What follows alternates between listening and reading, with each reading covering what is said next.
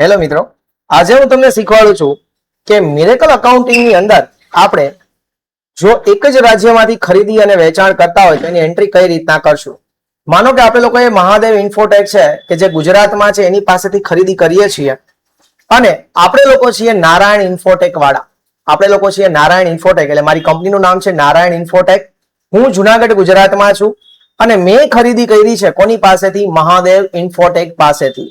મહત્વનું એ છે કે આ મહાદેવ ઇન્ફોટેક છે એ પણ ગુજરાતમાં જ છે અને એની પાસેથી મેં લીધા છે ડેલ લેપટોપ 10 અને એના પર જીએસટી નો દર છે 18%. એક ડેલ લેપટોપની કિંમત અહીંયા કેટલી આપી છે? 42,000. એટલે ટોટલ મારું બિલ થાય છે 4,20,000 લેપટોપનું. સાથે સાથે હું ગુજરાતમાં છું તો ગુજરાતમાં મને કયો ટેક્સ લાવવો પડશે જીએસટી ભરવા માટે? સીજીએસટી અને એસજીએસટી. ટોટલ 18% ટેક્સ છે તો 9% સીજીએસટી ભરવો પડશે અને 9% શું ભરવો પડશે? એસજીએસટી. તો ચાલો આની એન્ટ્રી આપણે લોકો કઈ રીતના કરશું? પહેલા હું મિરેકલ અકાઉન્ટિંગમાં જઈશ, સોફ્ટવેરમાં અહીંયા પરચેઝ ઇનવોઇસ છે ત્યાં હું જઈશ. પરચેઝ ઇનવોઇસમાં જઈશ, અહીંયા બે ઓપ્શન પૂછે કે ભાઈ કેશમાં ખરીદી છે કે ડેબિટમાં, તો હું સિલેક્ટ કરીશ ડેબિટ. પાર્ટી એકાઉન્ટ નેમ અહીંયા એડ કરીશ, એડ બટન દબાવીને. મેં ક્યાંથી ખરીદી કરી છે? તો કે મહાદેવ ઇન્ફોટેક પાસેથી. મહાદેવ ઇન્ફોટેક પાસેથી ખરીદી કરો એ મારો સન્ડ્રી ક્રેડિટર્સ કહેવાય. જેની પાસેથી આપણે ઉધારમાં ખરીદી કરીએ આપણો શું કહેવાય? સન્ડ્રી ક્રેડિટર. એન્ટર કરશું. ઈ જે છે એ રેગ્યુલર હશે તો જ જીએસટી ઉઘરાવી શકતો હોય છે, એટલે આપણે અત્યારે એનું રેગ્યુલર બતાવશું.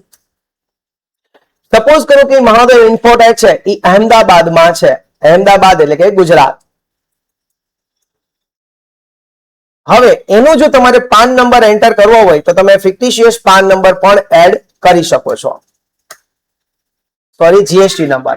મહાદેવ ઇન્ફોટેક અહીંયા પાર્ટી એકાઉન્ટ સિલેક્ટ કરશું. મેં ઓલરેડી શું કરેલું છે કે ઓટો સેટઅપ કરેલું છે જીએસટી. એટલે જ્યારે હું કંપની બનાવતો હોય ને ત્યાં એક નીચે મને ઓપ્શન આપતો તો ઓટો સેટઅપ, તો ઓટો સેટઅપ કરી લીધું છે એટલે મને અહીંયા જીએસટી ઓલરેડી બની ગયેલા છે અકાઉન્ટ. તો હું અહીંયા ઇનવોઇસ ટાઈપ લખીશ જીએસટી, કારણ કે એમાં સીજીએસટી અને એસજીએસટી લાગુ પડશે. ટેક્સ ઇનવોઇસ છે. સૌથી પહેલા અહીંયા છે પ્રોડક્ટ, તો પ્રોડક્ટ આપણે લોકોએ બનાવવી પડશે. અહીંયા એડ કરશું ડેલ લેપટોપ. Del laptop. એના ઉપર જીએસટી કેટલો છે? 18% છે. સ્ટોક રિક્વાયર્ડ છે? યસ. ખરીદી કરશું નંબર્સમાં, NUMBERS. વેચાણ પર શેમાં થશે? નંબર્સમાં એટલે કે નંગમાં, અને એનો જીએસટી નો કોડ છે NOS એટલે કે નંબર્સ. કેટલી ક્વોન્ટિટી આપણે બાય કરી છે? તો કે 10 ક્વોન્ટિટી લીધી છે. એકનો ભાવ શું છે જરાક જોઈ લો. બિલની અંદર એકનો ભાવ કેટલા રૂપિયા છે? આપણે 42,000 રૂપિયા એકનો ભાવ છે. એકનો ભાવ 42,000. હવે જેવું તમે એન્ટર કરશો એટલે જુઓ સીજીએસટી અને એસજીએસટી 9% લેખે 37,800 37,800 આવી ગયા છે. બરાબર, કે જે ઓલરેડી આપણા બિલમાં છે જ. ટેબનો ઉપયોગ કરશો તો તમને અહીંયા નીચે આખું સીજીએસટી એસજીએસટી બધું બતાવશે. ટેબ થી જશો એટલે અહીંયા તમને ઓકે નો ઓપ્શન આપશે, એટલે ઓકે કરશો એટલે તમારી આ એન્ટ્રી થઈ ગઈ. પણ મેં અહીંયા પાર્ટી એકાઉન્ટ નો જીએસટી નંબર નહોતો નાખ્યો એટલે આ મને એન્ટ્રી કરવા દેતા નથી. અધરવાઇઝ તમે ઓકે કરશો એટલે તમારી એન્ટ્રી થઈ ગઈ છે. હવે રિપોર્ટ્સમાં તમે જોઈ શકો છો. રિપોર્ટની અંદર જાશો, બેલેન્સ શીટ, ટ્રેડિંગ એકાઉન્ટમાં જઈએ તો ત્યાં આપણને બધી માહિતી મળશે. જેમ કે અહીંયા આપણે પરચેઝ એકાઉન્ટ છે, 4,20,000 રૂપિયાની ખરીદી કરી છે. 37,800 આપણો સીજીએસટી છે ને 37,800 આપણું શું છે? એસજીએસટી. આ મેં શું જોયું? Trial balance. હવે રિપોર્ટમાં જઈ આપણે જોઈએ ટ્રેડિંગ એકાઉન્ટ. તો ટ્રેડિંગ એકાઉન્ટમાં આપણે અહીંયા જુઓ ડેબિટ સાઇડ પરચેઝ બચાવશે કેટલા રૂપિયાનું? 4,20,000 નું.